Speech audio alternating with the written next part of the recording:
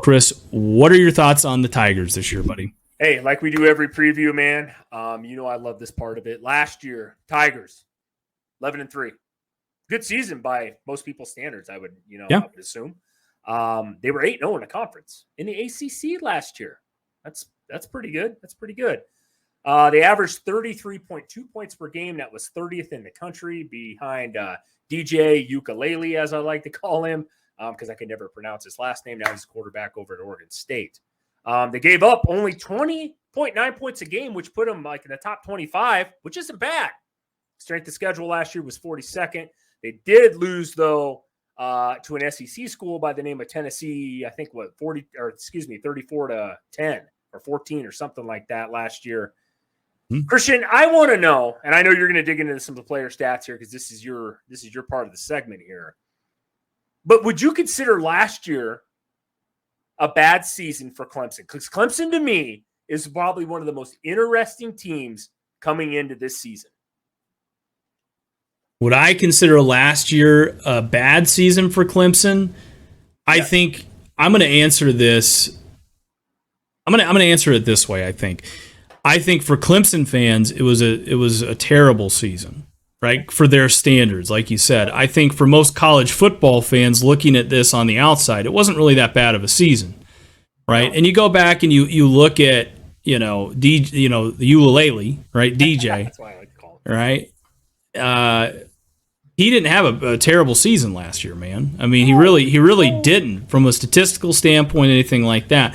I think the thing that a lot of these fans get upset about is it's kind of like Ohio State's defense in a lot of ways, right? Where these big games come around, Ohio State will put the clamps on somebody, week in, week out, and they'll look really good. And then when the big games come around, the offense just shits the bed.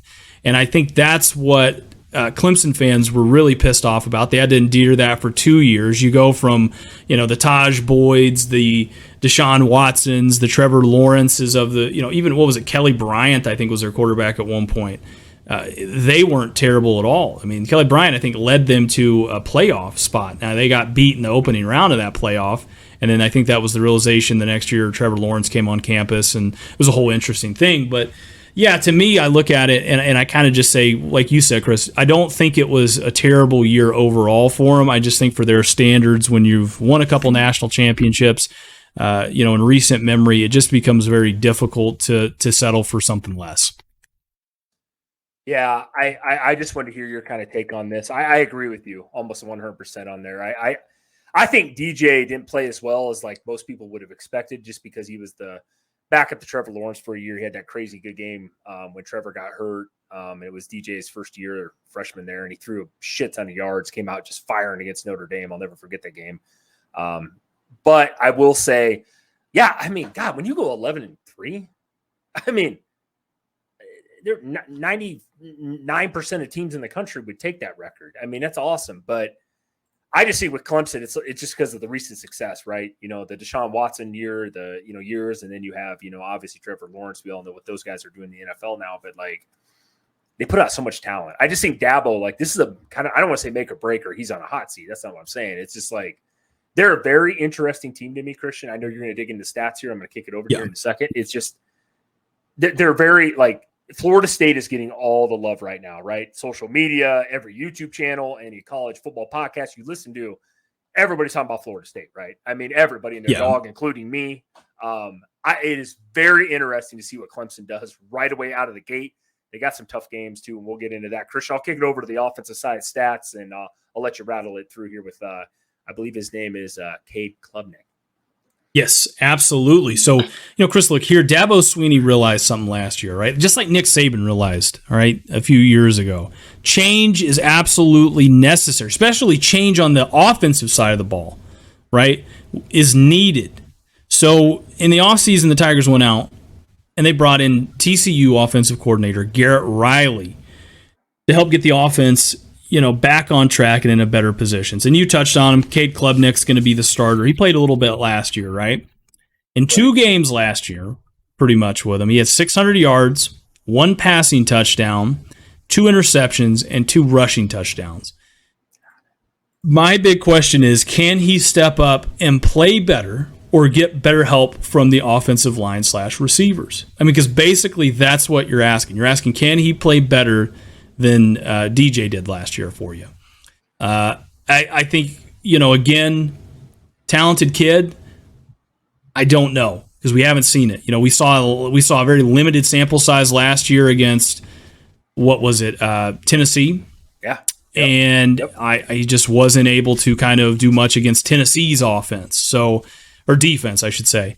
And Tennessee, just so everybody knows, isn't known historically for having a great defense. Sucked last year overall under the Heupel regime. So this is going to be really interesting, really quick. I mean, they returned 4 out of 5 starting offensive linemen, but they need to do a better job in pass protection if they want to be able to put up some better numbers this year.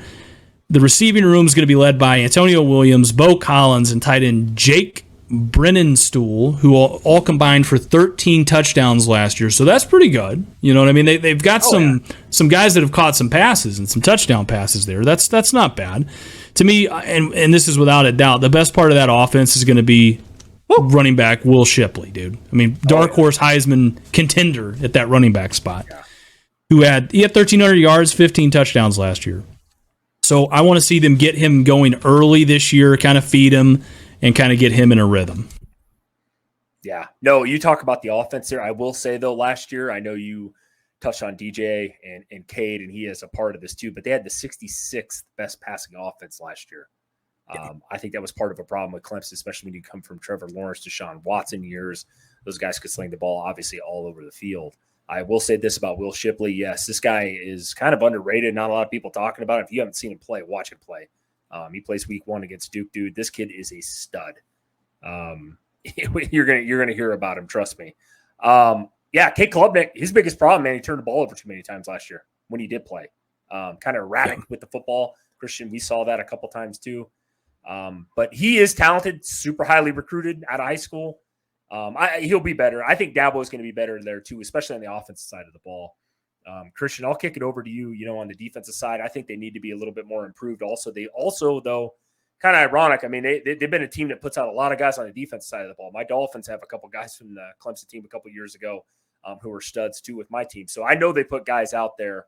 I can name the names. I'm not going to go into that. But Christian, I mean, what do you think as far as defensively this year? They got to improve. I know they finished 22nd last year on defense, but yeah, I mean, if they do finish in that's not terrible. But then their offense is going to have to be better to compete with the Florida States. North Carolina is going to put up a ton of points in that conference. We know that. We talk about Pitt. I think Pitt's going to be one of those teams. And then the team that very slept on this year, guys, Louisville. Everybody's been telling me Louisville, man. You guys are sleeping on Louisville. Yeah, Chris, I mean, defensively, I'm not worried. I'm not as worried about that part of the ball for them. I mean, they rank really high every year in the defensive stats, right? And they always have really good defensive players. They always go to the NFL. So, I mean, Dabo's earned my trust, I guess you'd say, on that side of the ball there for you. Right. It's kind of like Tennessee's offense. Josh Heupel and them are going to have a good offense this year. I know Dabo and them will have a good defense. Also, here's a good thing, too, for you. Defensive coordinator Wes Gooden is in his second season, right? He took over for Brent Venables. And I have a feeling they're going to be even better this year than they were last year, right? They returned 8 starters from last year's squad, right? That, like you said, they ranked 28th in total in the country in total defense. Yeah, they lose Brian Breesy and Miles Murphy, but the front 7 is loaded, dude. I mean, if you look at their front 7, they're getting back Barrett Carter and Jeremiah Trotter at the linebacker position. They had a staggering amount, dude. They had 24 combined tackles for loss last year. That's awesome. So they might be one of the best linebacker duos in the country. They also are bringing it, or they get back both defensive tackles, Tyler Davis and Rook. Or Horo, I think is how you say his name. We're just going to say the defense tackle named Rook. You'll know what I'm talking about there. They're both NFL caliber guys, dude. And they should be able to hold the line down and put some fear into those opposing offensive lines there. Defensive end Xavier Thomas, he's going to be really good this year if he can stay healthy. I mean, I think he can get after the quarterback as well and be able to kind of put some pressure on him. And secondary should be good too, dude. I mean, look, the safety spot, they've got Jalen Phillips, Tyler Venables, and Andrew Makuba coming back, and that should be a good rotation for him there. So I'm not concerned as much on the back end of things there, Chris. Yeah, no, I think overall, I think the defense is obviously, I'm not super sold on them being probably worse than what they were last year, but ACC is going to be interesting this year, Christian. There's a lot of teams with some firepower, bringing back some quarterbacks on some of those teams, Duke being one of another team that's obviously got a good offense too. So it's going to be very interesting this year. Clemson's one of the probably, if we had to question who is the most interesting team this year, I would probably put Clemson just because of Dabo, his success, the 2 national titles.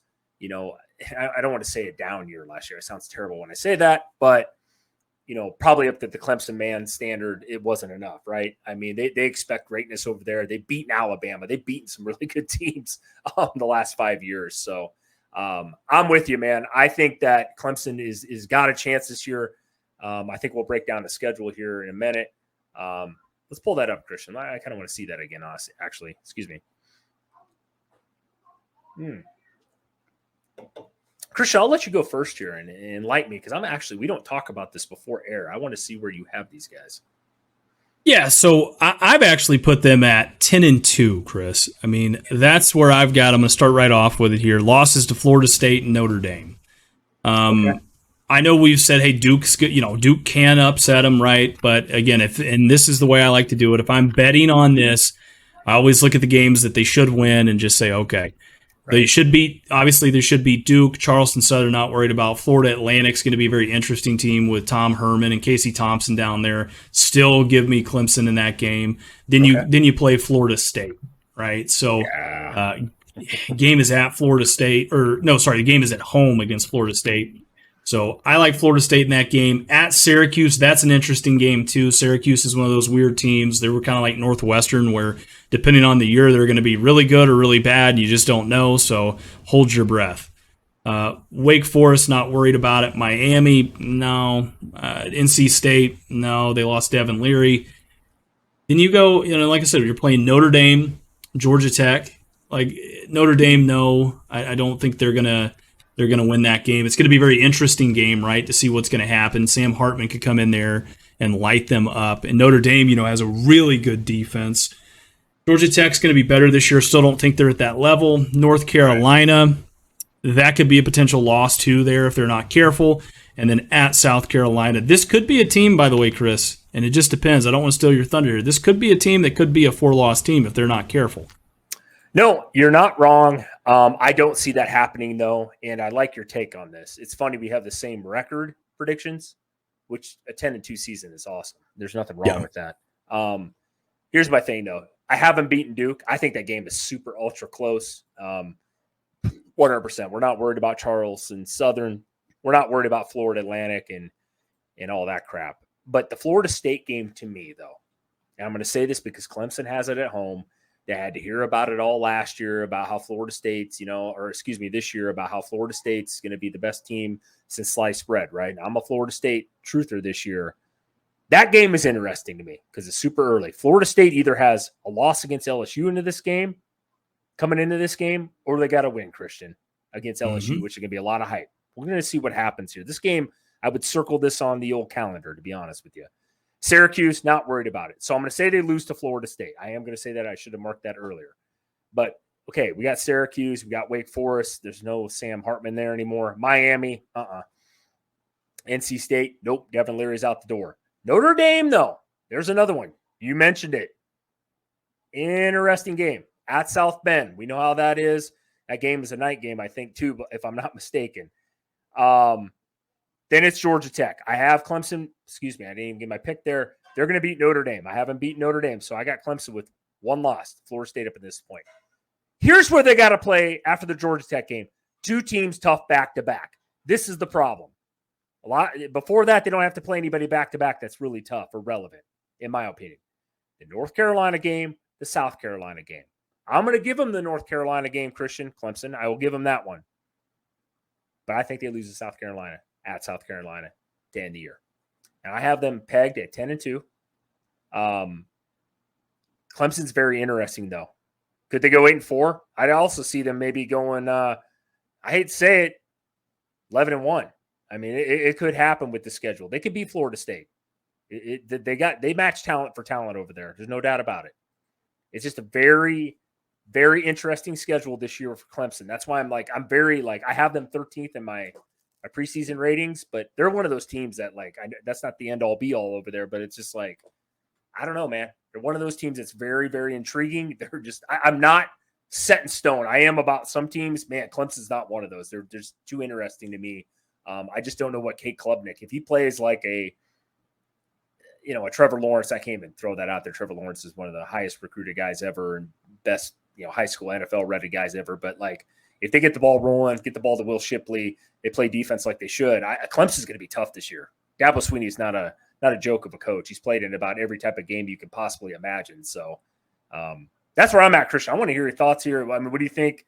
Do you think there's a chance they lose to South Carolina again? I mean, what do you think here? North Carolina, we know about Drake May and that offense, but and we talked about it, Christian. We had this talk about Notre Dame the other day. Notre Dame's got USC, Ohio State, and Clemson this year. A lot of people like to think they'd win one of those. So you're saying you want me to talk more about Drake May? Is that what you're wanting me to kind of? No. I'm just saying Clemson. Do you think they? I mean, you said 8-4.